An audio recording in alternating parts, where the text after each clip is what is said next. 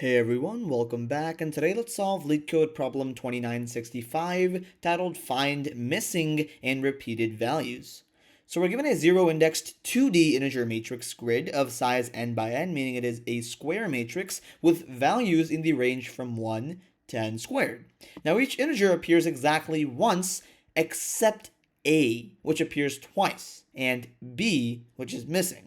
Now the task is to find the repeated and the missing numbers a and b and effectively return those values, right? We're returning a zero-indexed integer array answer of size 2, where answer at index 0, basically the initial value would be the a and the second value would be the b. So in example 1, we have our input grid to be 1, 3, 2, 2, and in this case, we have an output of 2, 4. Why is that? Well, let's go ahead and look at the dimensions of this grid. This is actually a 2 by 2 grid, and so we're guaranteed that all of the integers are going to be, or rather all of the values in this input matrix are going to be in the range from 1 to 2 squared, because this is a 2 by 2 matrix. In other words, they're going to be from 1 to 4. In the range from 1 to 4, 1 has a frequency of 1. That's great. 3 has a frequency of 1. Perfect. However, 2 has a frequency of 2, which is 1 too many, meaning that is going to be the repeated number. That's going to be our a value. And 4 has a frequency of 0, meaning it is the missing number. That's going to be our b value. And so if we want to return a comma b, we'd return 2 comma 4, because 2 has a frequency of 2, meaning it's repeated in the input matrix, and 4 has a frequency of 0, meaning it's not at all or completely missing in the input matrix. Applying the logic to example 2, we simply have a 3 by 3 matrix in this case. 9 is the value that has a frequency of 2, and 5 is a value that has a frequency of none, basically meaning that it doesn't exist in the input array, and so we return those values in that respective order, a and b, in the repeated missing number, or rather in the repeated number and the missing number order.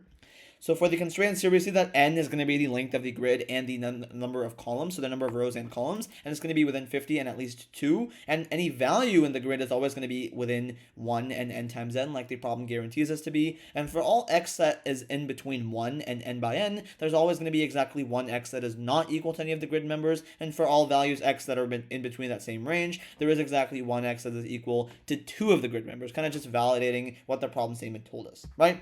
So now let's go ahead and get into the main observations to really just solve this problem efficiently, right? So I will give you guys a few seconds, gonna just go over this problem in your head and think of a valid solution, and then I'll show you guys how I would optimally solve this problem in a few seconds.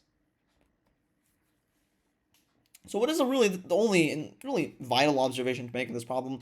The first number that we're going to be returning, the a value, that's going to be the number that has a frequency of 2. And the b value, the second value that we return, that's going to have the frequency of none, meaning it has a frequency of 0, meaning it's not existing in the input array. And so as long as we find those two values, we're done, right? As long as we get those frequencies, we have basically completely finished the problem. So to kind of solve this problem in a high-level rundown, kind of like an explanation, first we're going to create an array count. It's going to be of size n squared plus 1, and its entirety is basically just to keep track of the frequency of each number in the grid, like we talked about, to actually find those a and b missing and repeated numbers. And that extra element, the reason why it's n squared plus 1, is because this also has to account for one index, or rather one based indexing, right? And to actually populate that count array, we have to basically just traverse the grid and increment the count for each number that we encounter, basically just getting the accurate frequencies for all the values in the range from 1 to n squared to check which values have a repeated and missing frequency, basically which values are a and b, and just identify those repeated and missing numbers, or those repeated and missing values,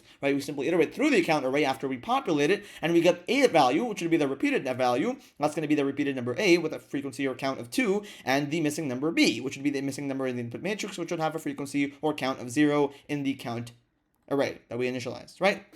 So now let's go ahead and get into the code of this solution. So, like I usually do for matrix problems, I'm just going to get the n to be the length of the grid, really just to help us traverse the array a little bit faster. It doesn't really have that much of prevalence in this solution specifically. And now let's actually calculate n squared. So we know n squared is going to be n times n.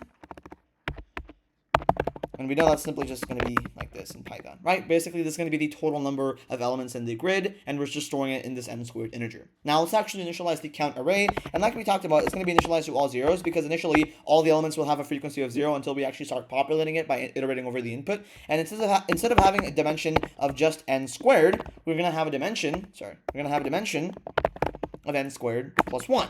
Right? Because we have to actually count, or that extra element actually accounts us to use that one-based indexing directly, and this list count is basically going to be initialized with all zeros, indicating the frequency of each value in the range from 1 to n squared, right?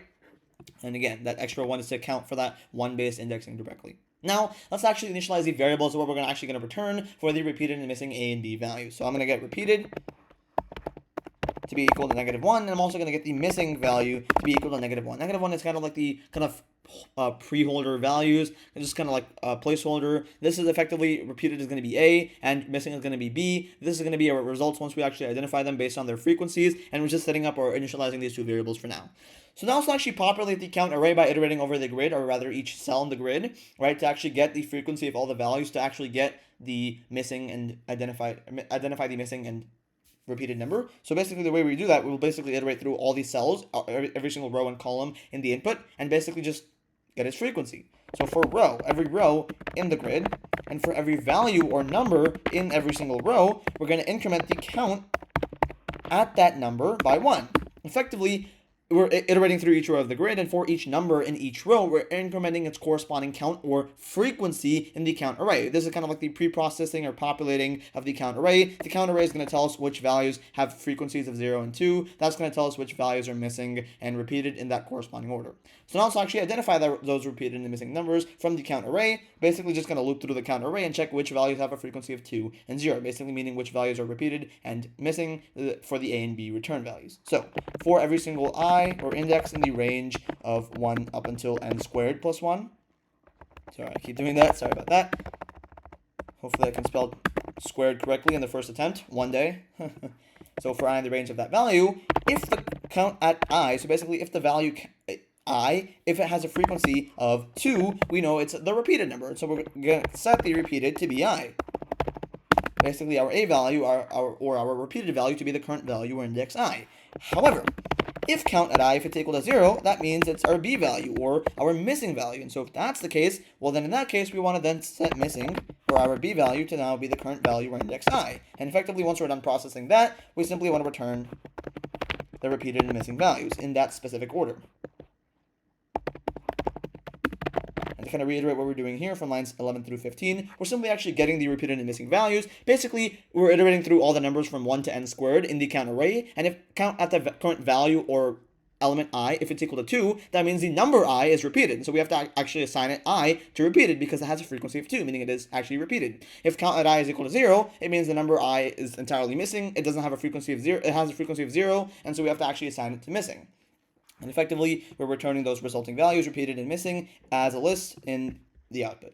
So if I were to submit this, unless I made any syntax errors here, this should be accepted, and there should be a valid solution. Okay, let's go ahead and see what it says. Yeah.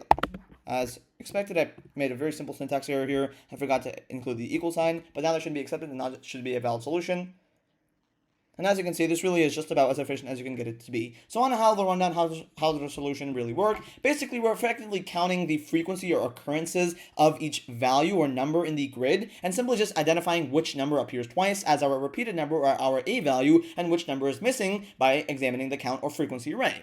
So for the runtime complexity here, really we're performing two main loops or two main passes of this solution. The first pass or first loop is going to iterate through all n squared elements, basically every single element in the grid to actually populate the count array. And the second loop is actually going to run or iterate over all the values in the range from 1 to n squared to actually identify the repeated and missing numbers in that corresponding range. And so since both the loops do run in big O of n squared time, that is kind of like our bottleneck, our most simplified solution. And so the overall time complexity would be big O of n squared, a quadratic solution. And for the memory or space complexity, the count array actually does have a size of n squared plus 1. That is the auxiliary memory or the extra data structure that we're using. And so fully simplified, because we don't care about constants or coefficients in complexities, that's going to be an overall memory or space complexity of big O of n squared, also quadratic.